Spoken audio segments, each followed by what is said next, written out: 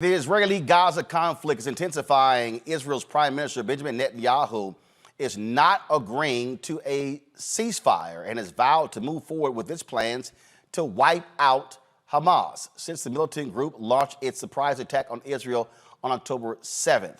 More than 8,000 people have been killed and tens of thousands are left homeless.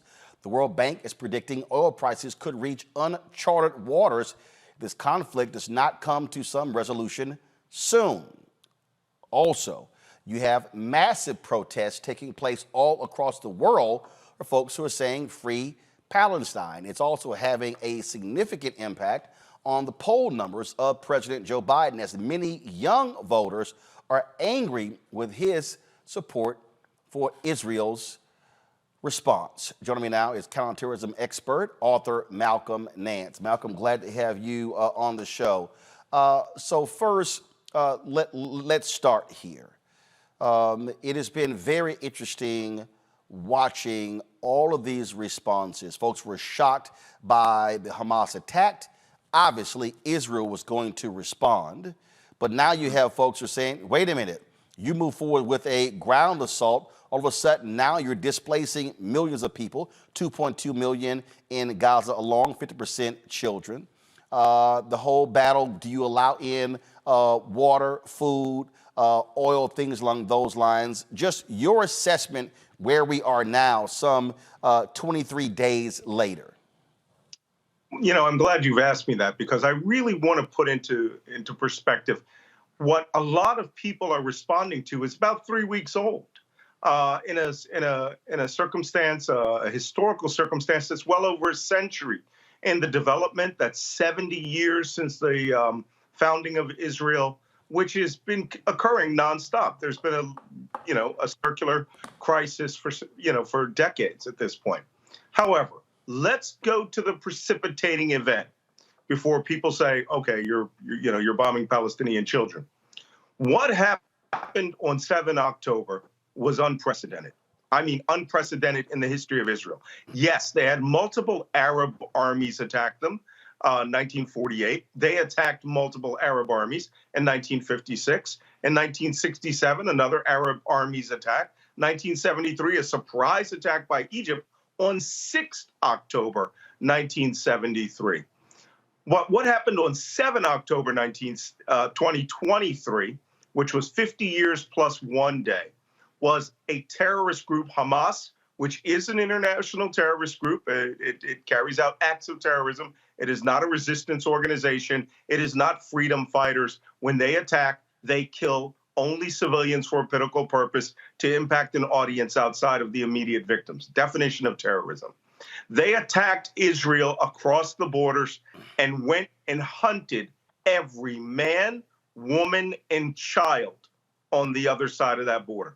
They did not bypass villages to go engage the police. They did not bypass towns to go engage the army in a straight battle. They carried out an ISIS-like act of terrorism.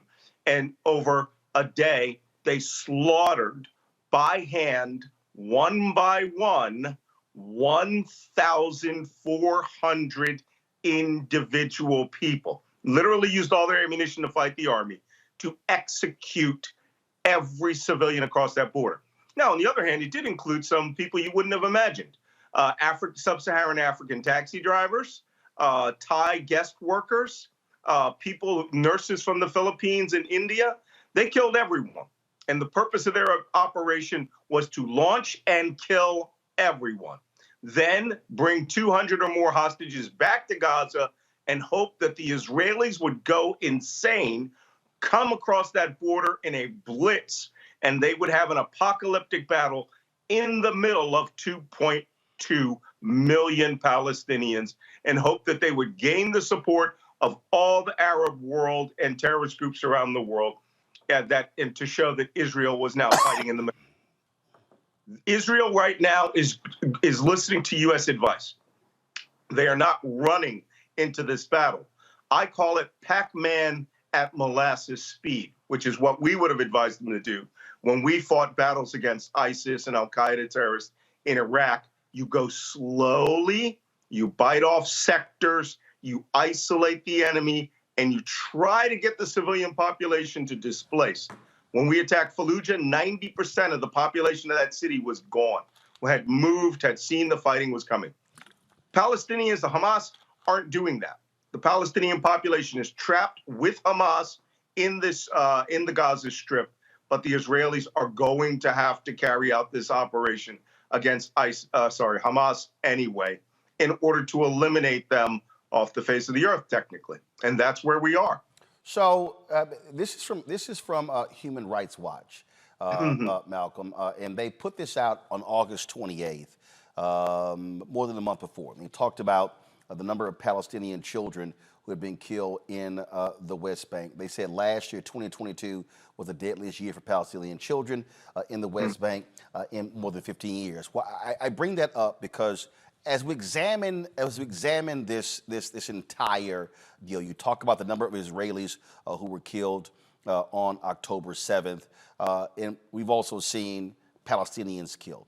And so really where the struggle is now, I mean, I'm looking at these college campuses, I'm looking at what's happening in these cities, I'm looking at these massive marches as well, and the number of people who literally are saying highly critical of Israel's action as well is that killing begets more killing, begets more killing, and therefore there is really no end to this.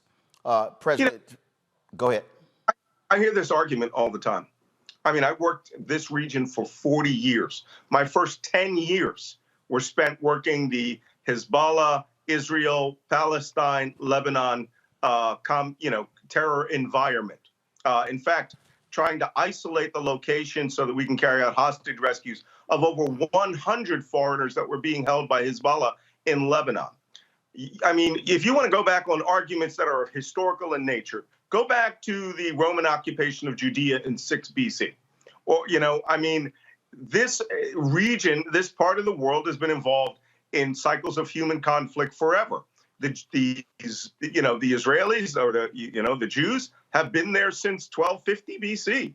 I mean, there's this historical argument people want to make. I am merely trying to put it into perspective on on October 7th. If that attack had occurred in the United States, and it wasn't artillery hitting a neighborhood and maybe killing 3 or 4 people, it was summary execution of every person they found in that part of Israel. Summary execution. Took them, zip-tied them, lined them, shot them in the head. Very big difference from people who are killed in war, because war has a completely different set of rules. If you violate it, you do it deliberately, that's called a war crime. Terrorism is when you hunt down the equivalent of 50,000 U.S. citizens and execute them 1 bullet at a time. So the precipitating event was designed by Hamas to do precisely what you see the Israelis are doing. They want this war. They want this battle with their fighters. They set up to be in the middle of civilians so civilians would die at the hands of the Israelis, because to them that's martyrdom. So how do you now deal with this? Some 300 go to my iPad, 300 to 500,000 people protesting in London over the weekend. Then of course you had thousands who were marching in Los Angeles, in New York, and now what you're now seeing that this conflict is having a direct impact on the presidential election, because if you now look at the poll numbers, folks are pissed off, especially a number of young voters, at President Joe Biden's response to this. The State Department early on saying no talk of a ceasefire, and folks are saying, what are you talking about? And so that's the conundrum that we are now in American politics. Well, look, let's go back to England and that march there. England has a Muslim population that is astronomical compared to the United States. So seeing 100,000 people march in London in solidarity with the Palestinian people is fine. People marching in Los Angeles, people marching in New York City. I wrote a Substack op-ed just a couple of days ago where I said the problem that we're having with certainly a lot of these young voters and even African-American Black Lives Matter activists, they don't quite understand some of the words, terminology, and things they're protesting for. This isn't about, I mean, whose babies matter more, right? When Israel goes and bombs Hamas, they are not aiming at the Palestinian people. For people who have never been in war, for people who have never actually had to plan these strikes, who have to knock out 500 kilometers of underground tunnels, to you, it looks like indiscriminate bombing. I've had to plan these airstrikes. Bosnia, Libya, Lebanon, Iraq, Syria. We don't hit indiscriminately. The Israelis don't either because, one, it serves no purpose. Two, it does not degrade the terrorist group. Three, it just creates hate and mayhem. So Malcolm, how do you then though explain to those very same people that the conditions under which the Palestinians are living, being unable to self-govern, unable to move? Jimmy Carter called it apartheid in his book.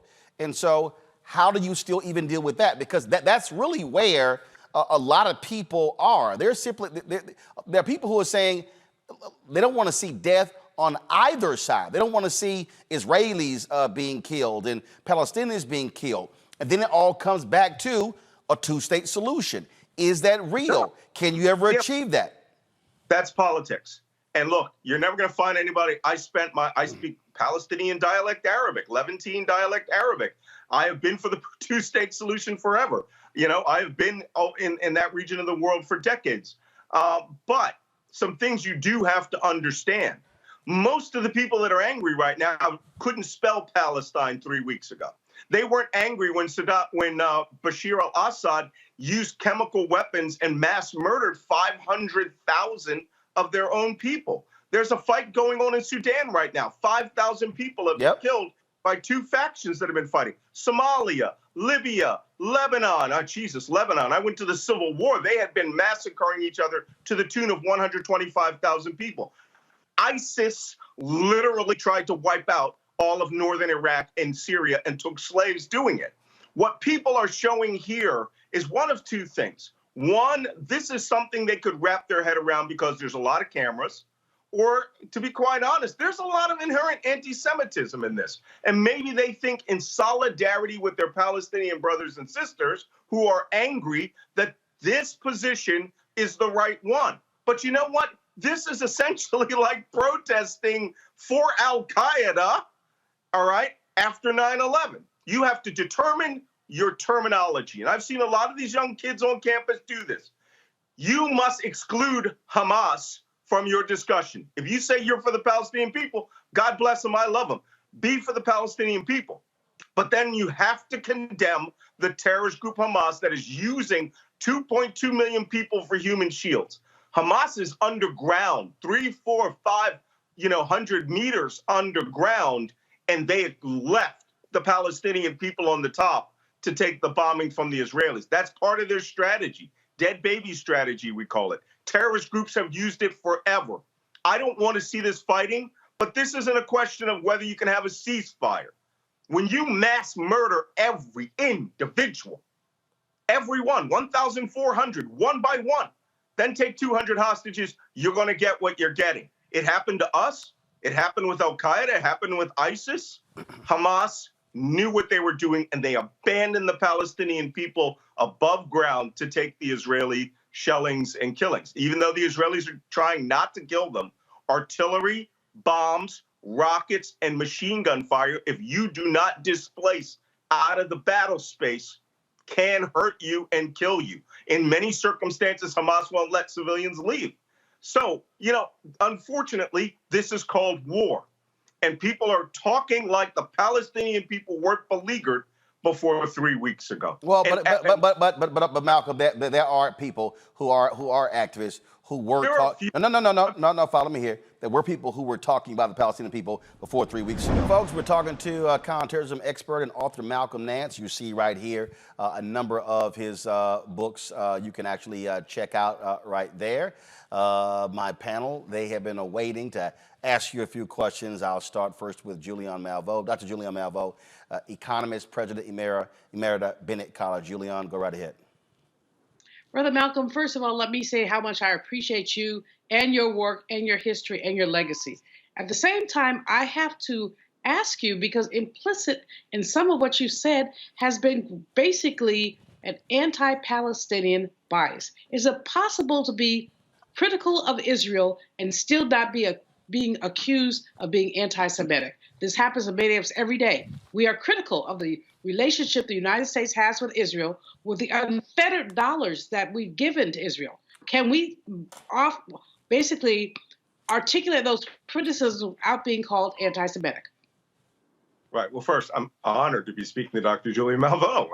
You're, another one of my heroes. But let me answer your question quite plainly. I am a counterterrorism and intelligence expert. My job is simple. All right. We identify threats which meet the threshold of terrorism. We categorize those threats. We factor them in as to what culture, location, geography, all of those other things. And then we work back on the history. Hamas, by every definition, is a terrorist group. What they carried out on October 7th, without any question, was the summary execution, one by one, of 1,400 people. That is where I draw the line on everything, okay? Anti-Palestinian, I've worked with the Palestinians for decades. I love the Palestinian people. I think that what happens in Israel is quite unfair. I am not for the settlement of the West Bank. I'm a big follower of the two-state solution. I think that given the right circumstances, maybe even now at the end of this crisis, maybe the time for the Palestinian people to have true self-determination.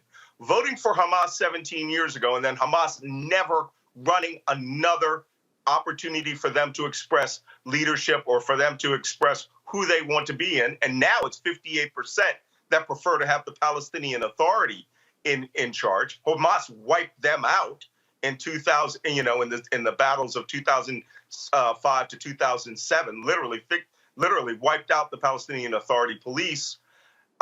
It is a terrorist group that is now running, all right, a population of 2.2 million people, and they do not spend their money on those people. They spent all of the piping that was supposed to be for underground water features to build over 10,000 rockets. They spent all of the concrete money to rebuild structures on a hundreds of kilometer multi-layered tunnel system, which we're now finding out is a lot more extensive than even we thought. The Palestinians in Gaza, the Gazans, could have all of that aid money used for themselves. We saw a good example of it on the massacre. They caught the pickup trucks that were being used, were supposed to be used for the municipality. The first aid kits on their terrorist groups were all donated by UNICEF for the population. This isn't about being anti-Palestinian. This isn't about being pro-Israel. This is about identifying a threat which traps as hostages the entire 2.2 million Palestinians. Should we be sympathetic to the innocent people? Yes, we should.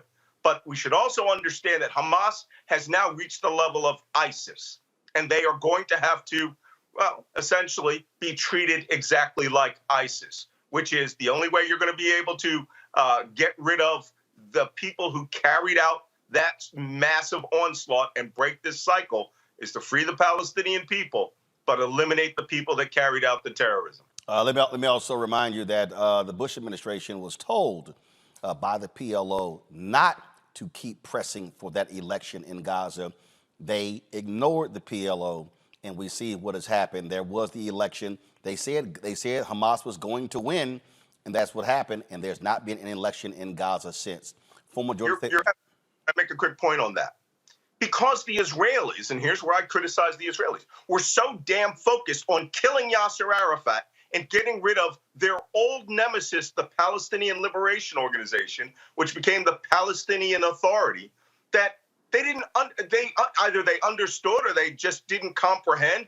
They were electing a radical terrorist group. Well, we now have Israelis who've been critical of Netanyahu for basically cutting off the PLO and in a sense encouraging money going to Hamas in order to split those two apart.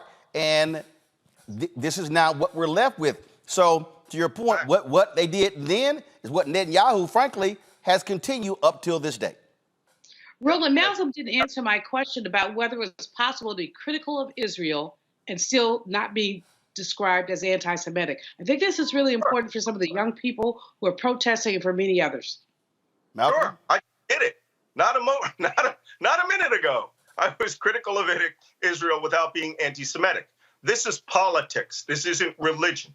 But what we're finding in some of the protests, and again, I wrote this Substack because I got sent some horrific stuff by African Americans. I can tell when Palestinian Americans or Arab Americans or others, people from Southwest Asia write to me in Arabic but we have some people here who are now essentially letting their freak flags fly. They are coming out and revealing an inner anti-Semitism, which, to be quite honest, is not normal for this clash between African Americans and Jews. And they're making it that. Not Israelis, not Netanyahu. No one is ever going to support Netanyahu after this massacre. He was a criminal, essentially about to lose power, worked with the right wing, and he is responsible for a lot of this. But the terrorist attack, he is not responsible for, other than the fact that he moved 3 brigades off that border in order to suppress, assist settlers in the West Bank. Things will have to change here. You can criticize Israel, but you can and not be considered anti-Semitic. But if you support Hamas openly, which I have seen, now you are supporting a terrorist group. And that is where you're probably going to have a lot of trouble. Renita Shannon, go ahead. Well, first, I want to say, I take offense to you saying that anybody who sort of doesn't see the conflict the way that you see it, they are people who just learned how to spell Palestine last week. It's not true. Many folks have been informed about this ongoing conflict and what has happened and looking much further than October 7th and going back decades.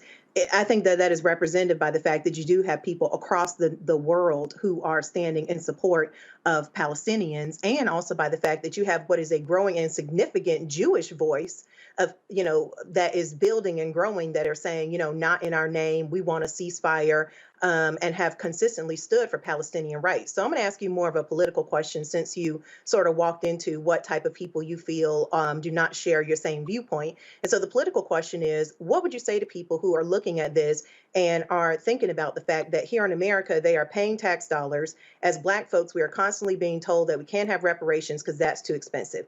We are constantly being told as Americans altogether that we can't do any sort of broad health care because that's too expensive. We're told we can't have child care, universal child care support, because that's too expensive. Everything is too expensive, but what is never too expensive is funding wars that are going on outside of the country. What would you say to people who feel like that? Because many people, they do know how to read, they have studied history, and they just have a different view than you.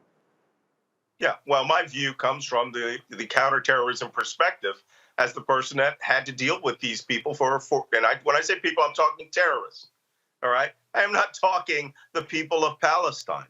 And the only way that you generally get rid of terrorist groups is you have to have the population lose their support, to have the shackles lifted off of them from groups like ISIS and Al Qaeda and the Shabab in Somalia. And that's the only way that they can start moving forward with their lives. So that's the perspective that I come from. It is not an anti-Semitic perspective. It is not an anti-Arab perspective. I've worked with both on both sides, and certainly every country that surrounds them from a military and intelligence perspective. I understand it. And believe me, a lot of people are new to this. For those who aren't, bravo, help educate the people who have just come into this. And, and this is no slam to the people who are emotional about this, because it is an emotional issue. I was just in Dubai and Qatar on the days after the attack. At the same time, Secretary Blinken and Secretary of Defense Austin were there. And the Gulf states, even for all of their rhetoric, are really tired of the terrorism and having to fund, these international groups. But here, for people who are here on this side, who see money going overseas, the kind of money we're talking about is one fraction of a percent here in the United States. Now, Israel every year got $3.5 billion in defense support.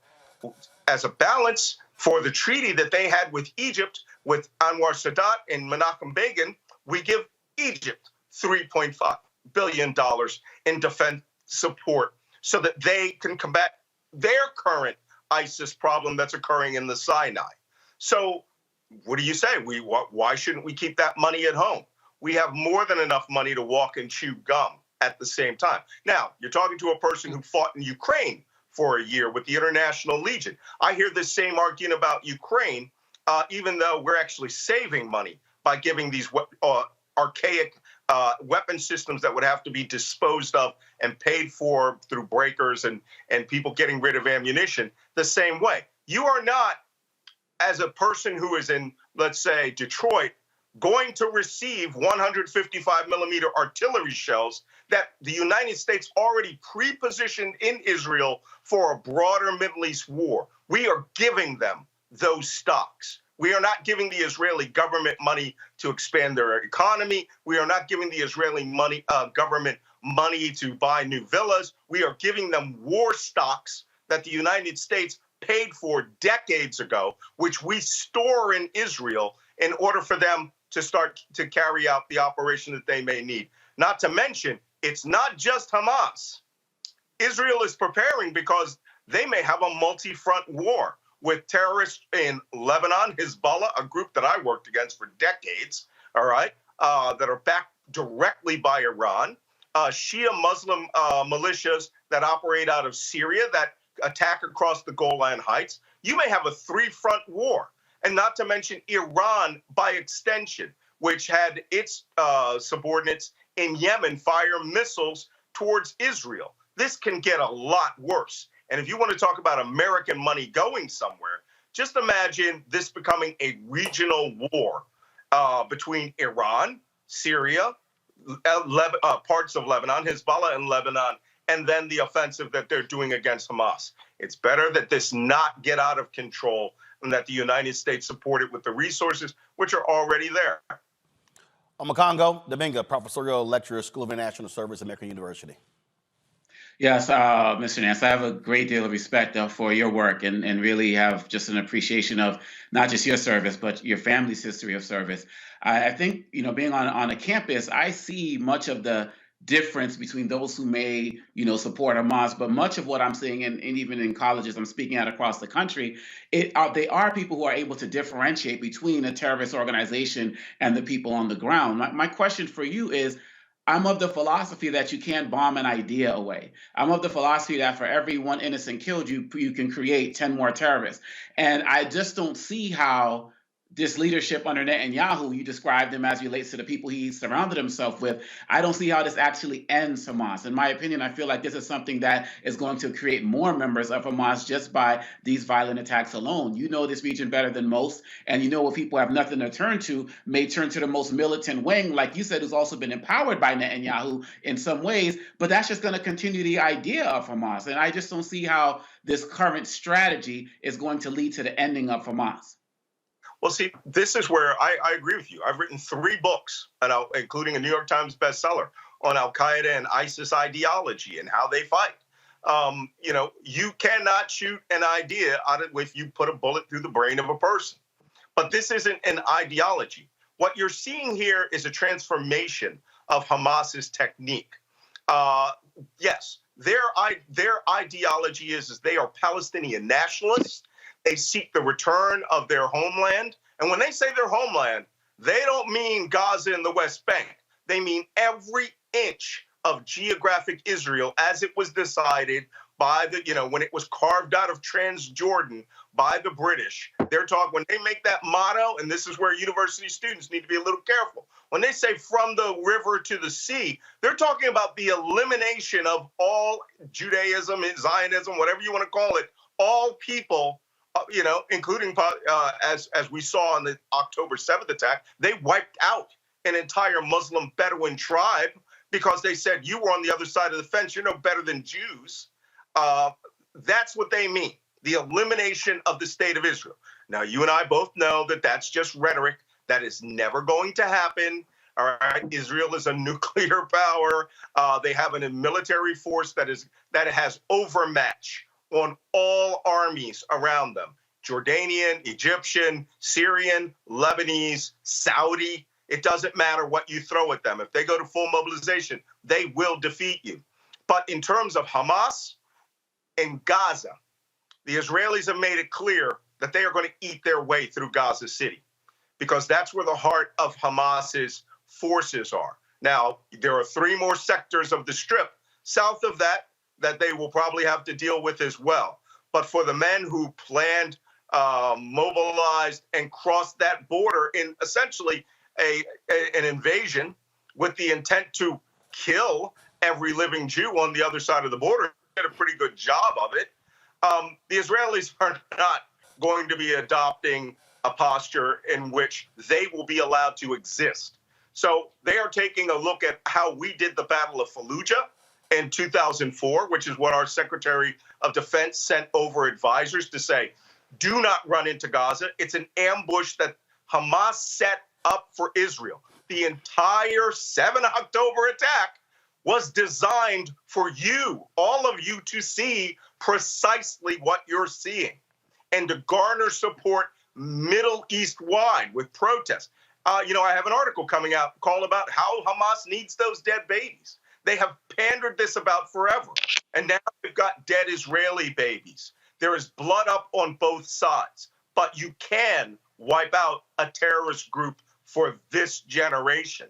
But here's another thing I caution all of my Israeli followers of. There will need to be a grand deal at the end of this, or you will go into Hamas 2.0, 3.0 with more enemies possibly coming from Lebanon, Syria, a massive explosion of Middle East terrorism. I predict we're going to see pro-Hamas terrorism here in the United States. And then you're really going to see American support change. We're going to go right back to 2001, the way people will start behaving.